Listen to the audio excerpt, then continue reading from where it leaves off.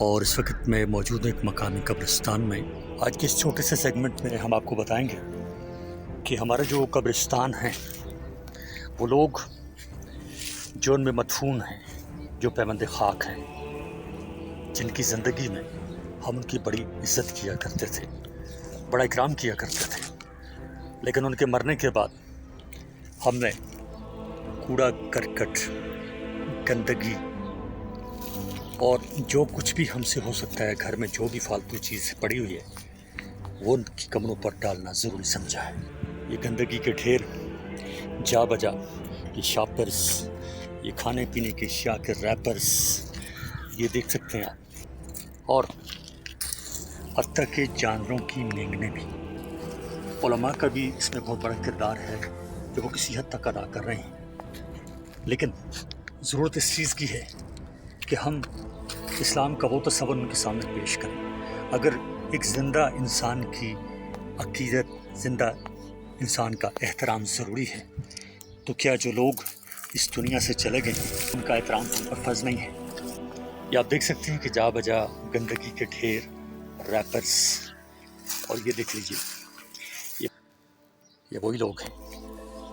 आज वो पैबंद खाक हैं, लेकिन हमने उनके मदफन को गंदगी का ढेर बनाया हुआ है। हमने उनकी आखिरी मंजिलों के इर्द गिर्द इतनी गंदगी मचा रखी है, इतनी गलाजतों के ढेर मचा रखे हैं। ये वो कब्रें हैं, उनके साथ आप देख लीजिए, गंदगी के ढेर देख लीजिए, गलाजतों के ढेर देख लीजिए। गंदगी का वो कौन सा अंसर है जो इन कब्रों के पास नहीं है?